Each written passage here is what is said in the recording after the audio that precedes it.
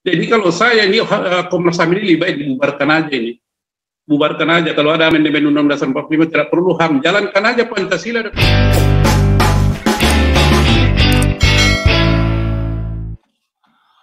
Baik, terima kasih atas waktunya Pak Paul. Ya. Selamat malam, salam semuanya. Jadi dari perbincangan yang berkembang, yang mungkin saya pribadi ya, mohon maaf kalau saya pribadi salah mempersepsikannya atau mencernanya. Jadi di Indonesia ini terjadi radikalisme yang begitu luar biasa. Radikalisme ini di dalam hal yaitu tadi terlalu mau menonjolkan keagamaan kepada pihak sebelah, atau saya katakan dengan inisial blok M, blok Muslim.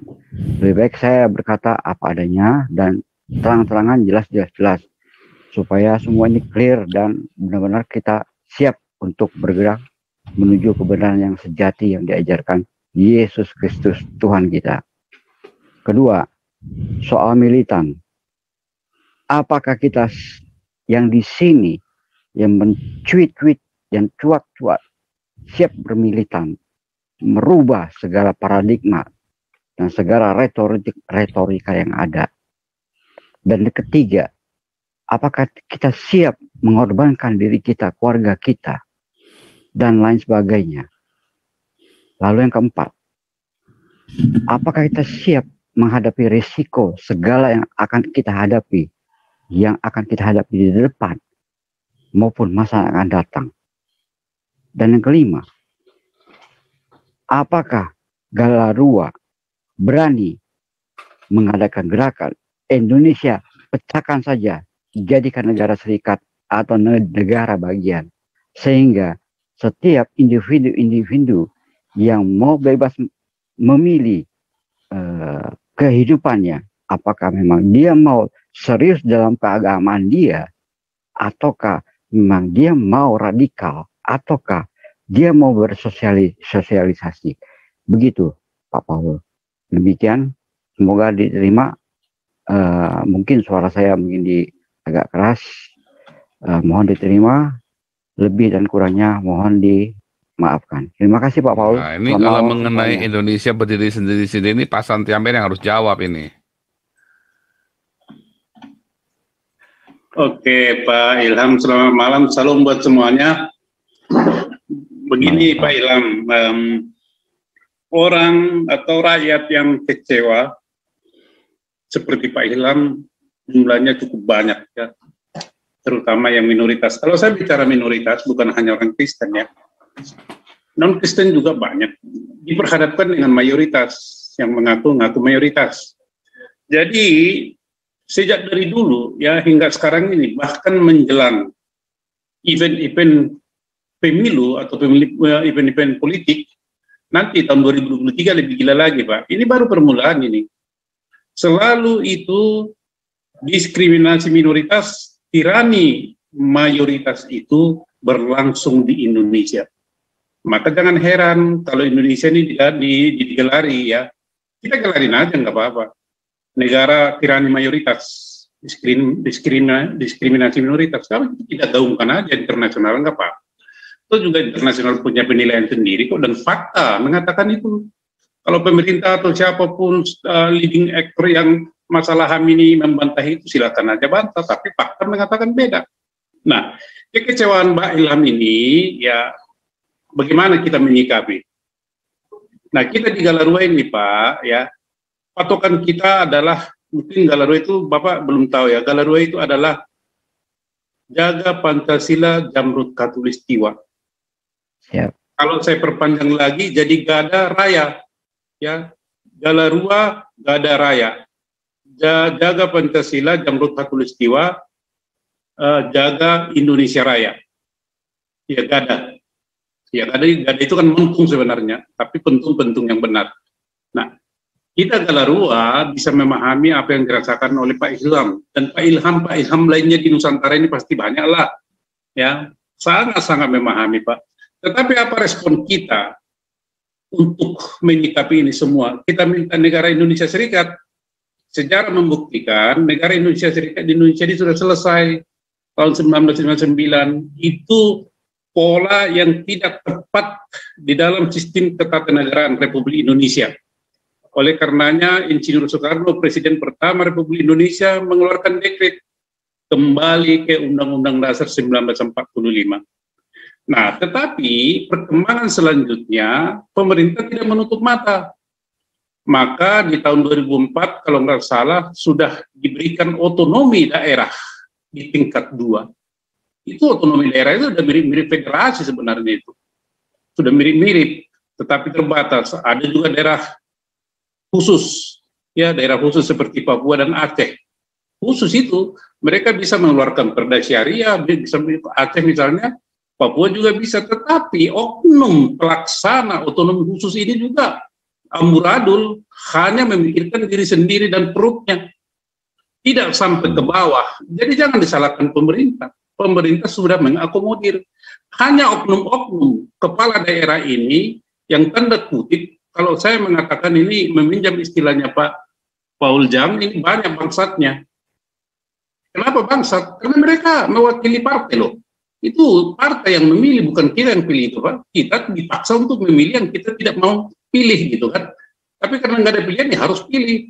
Maka siapa sebenarnya ujung permasalahan di Indonesia ini adalah para partai itu. Partai itu mengidap 2 virus. Kalau saya katakan 3 virus lah.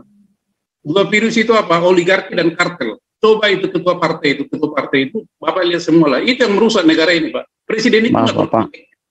Tidak berpolitik presiden. Nah, jadi inilah yang kalau kita menyinggapi Galarua. Kalau Bapak mengatakan Galarua militan, sungguh-sungguh militan. Kalau Bapak mau ikut, Bapak harus militan. Kalau Bapak nggak militan, nggak bisa masuk Galarua. Militan apa Pak? Militan terhadap Pancasila dan pembukaan Undang-Undang Dasar 1945. Bukan militan yang lain-lain. Ya, militan terhadap Pancasila, nilai-nilai Pancasila dan Undang-Undang Dasar 1945. Pembukaannya loh ya Pak ya. Bukan batang tubuhnya, batang tubuh itu bisa digonta-ganti. Harus militan. Siap menanggung risiko, siap.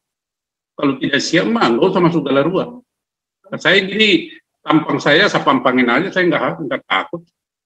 Tapi saya tidak mau misalnya mengatakan si A si B oknum begini, nggak mau saya oknum. Misalnya di polisi, saya katakan polisi itu oknum kadrun banyak.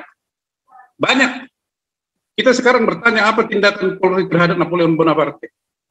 Apa sikap daripada HAM terhadap Napoleon Bonaparte? Bagi saya HAM itu adalah, ya bagi saya, oknum yang di HAM itu mayoritas adalah kadrun. Bubarkan aja itu HAM itu.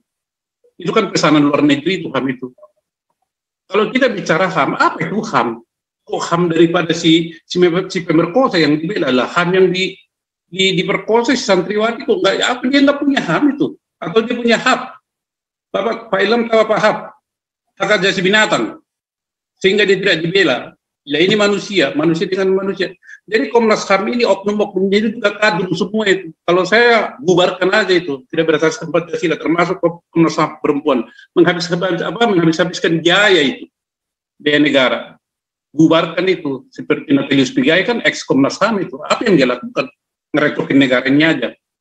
Nah jadi kembali mengutip apa yang dikatakan Pak Joseph Paul Jang, saya sangat memahami kenapa keras omongannya Paul Jang, pastor kita ini, dan tanpa tiding-aling-aling menyebut nama. Kalau saya masih mikir, bukan karena takut, ya oknum, selalu saya katakan oknum. Tapi alasan dari Pak Paul Jang apa, pastor? Kebenaran. Memang pahit menyatakan kebenaran itu Pak, dan sakit, tapi harus dinyatakan. Nah kembali lagi Komnas HAM ini Pak, ya. Komnas HAM dari dulu begitu. Ini Komnas HAM sudah berpolitik. HAM politik dia ini, bukan politik HAM. Jadi kalau saya ini Komnas HAM ini lebih baik dibubarkan aja ini. Bubarkan aja, kalau ada amandemen Undang-Undang Dasar 45 tidak perlu HAM. Jalankan aja Pancasila dan konsisten, HAM beres, lewat itu. Begitu Pak Ilham yang bisa saya sampaikan dulu, ini diskusi kita malam ini sangat-sangat sangat-sangat punya arti penting dalam perjalanan bangsa, perjalanan daripada rakyat Indonesia ke depan. Ini harus kita bahas tuntas dan harus suarakan dan harus bertindak.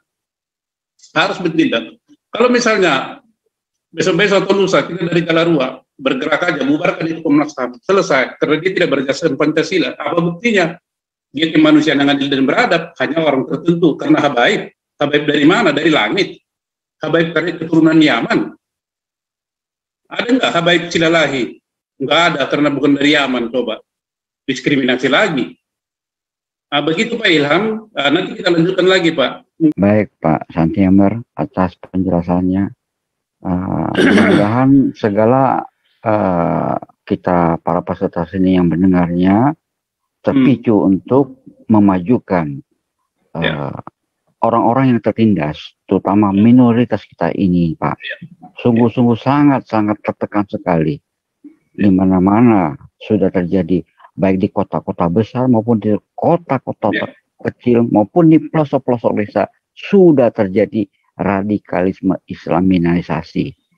Justru dari itu saya mengharapkan mari kita berkorban bersama-sama menciptakan manusia-manusia yang militan, yang berani mendobrak tradisi yang mengikat kita, bahkan melenggu kita, sehingga kita tidak bebas menyuarakan apa yang menjadi kebebasan kita. Namun dengan catatan, kebebasan itu adalah kebebasan kebenaran sejati dari Tuhan Yesus Kristus. Demikian Pak, terima kasih Pak. Betul Pak Ilham. Selamat malam Pak Ilham. Selamat malam. Ya,